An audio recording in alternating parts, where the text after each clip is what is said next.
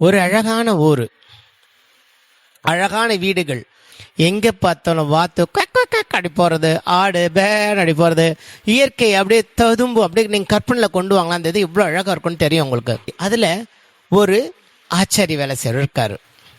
அவரு பிரபலமான ஒரு ஆளு. இங்க இருக்க எல்லா கட்டடத்திலயும் அவருடைய கைவண்ணம் இருக்கும். அவ்வளவு ஒரு திறமையான ஒரு ஆளு. அவருக்கு 2 பிள்ளைகள். ஒவ்வொரு இடத்துலயும் அவருடைய அழகான சிற்பங்கள் இருக்கும். அந்த வாசல் செதுக்கிறதாகட்டும், இல்ல ஷெட்டு மாதிரி கட்டுறதாகட்டும், தூளம் போடுறதாகட்டும். அந்த காலத்துல தூளம் தான் போடுவாங்க. அப்படி அவருடைய கைவண்ணம் இருக்கும். அவ்வளவு பணம் வரும். அவ்வளவு பிரபலமா இருந்தா அவர் சேர்த்து வைக்கல. சேர்த்து வைக்காத பழக்கம் இருந்ததுன்னா இருக்கிற செல்வம் எல்லாம் கரைஞ்சி போயிடும். எவ்வளவு பெரிய சாம்ராஜ்யங்கள் எல்லாம் சோம்பேறித்தனத்தாலும் கெட்ட பழக்கத்தாலும் அழிஞ்சு போயிருக்கு இல்லையா? கடவுள் நினைச்சாருன்னா ஒரு நிமிஷத்துல எல்லாமே அழிச்சிட முடியும். அப்படியே நாட்கள் ஓடுது, வயோதிகம் வருது. ஒரு வீடெல்லாம் பார்த்தீங்கன்னா அங்கே கொஞ்சம் ஒழுகிறது, நல்லாவே இல்லை. 2 பிள்ளைகளுமே படிக்கல. அவங்க அப்பா இஷ்டத்துக்கு காசு கொடுத்தாரு, தான் தோன்றித்தனமா இருக்குது, படிக்கல. அதனால அங்க இருக்க ஒரு பெரிய முதலாளி கிட்ட 2 பேரையும் வேலைக்கு எடுத்துட்டு போய் விடுறாரு. ஆனால் அவருக்கு இந்த ஆச்சாரி மேலே ஒரு நல்ல அபிப்பிராயம்னா, அவங்க வீடு, அவங்க அப்பா வீடெல்லாம் அவர் தான் வந்து ஒவ்வொரு இடமா பார்த்து பார்த்து தரமாக செஞ்சு கொடுத்துருப்பாரு. அந்த நல்ல எண்ணத்தில் அவங்க பிள்ளைகளுக்கு வேலை கொடுக்குறாரு. அந்த பிள்ளைகள் ஒருங்க வேலைக்கு போகிறது இல்லை, சோம்பேறிங்க.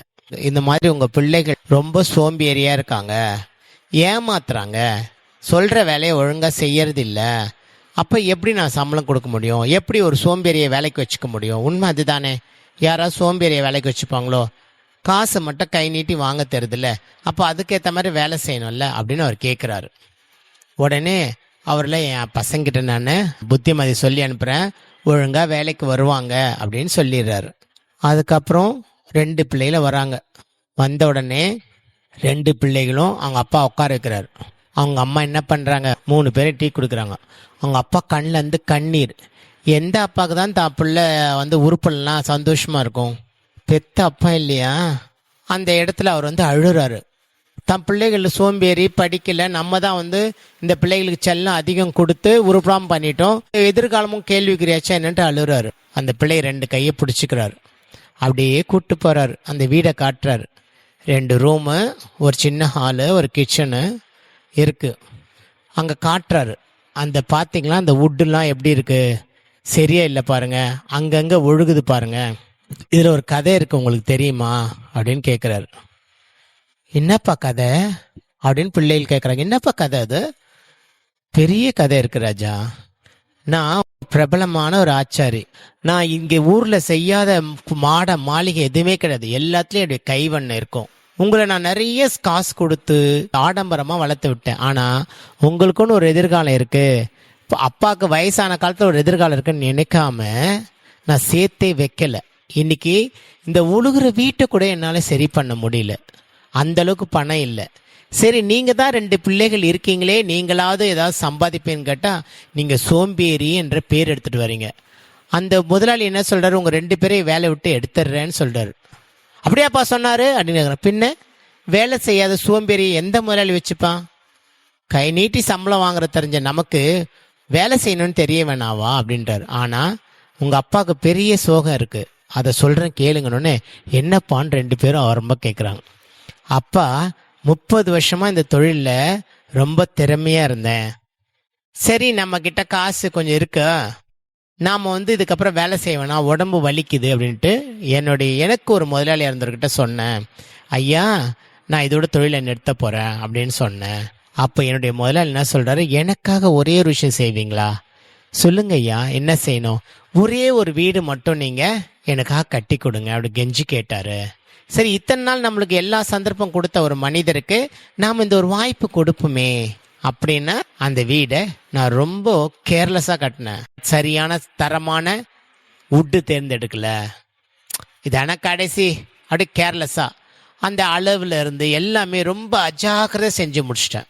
ஐயோ, நம்ம முதலாளி இவ்வளோ சான்ஸ் கொடுத்தாரு, நம்ம கரெக்டாக இருக்கணுன்ற எண்ணம் இல்லாமல் நான் என்ன பண்ணேன், தென்னாவட்டா அதை செஞ்சிட்டேன்.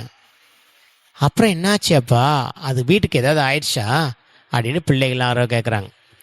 எல்லாம் கட்டி முடிச்ச உடனே என்னுடைய முதலாளி, உனக்காக தான் இந்த வீடை நான் ரெடி பண்ண சொன்னேன் அப்படின்ட்டு அந்த சாவியை என்கிட்ட கொடுத்தாரு. இத்தனை வருஷமா நீ சம்பாரிச்சதுல எதுவும் ஒழுக்கமா சேர்த்து வைக்கல, அட்லீஸ்ட் இந்த சின்ன வீடாவது உன் எதிர்காலத்துக்கிட்டோன்னு கொடுத்தாரு. கண்ணீரோட ஒரு ஆசிரியர்கிட்ட உள்ள வந்த பிறகு அந்த வீடு என்னை பார்த்து சிரிச்சது.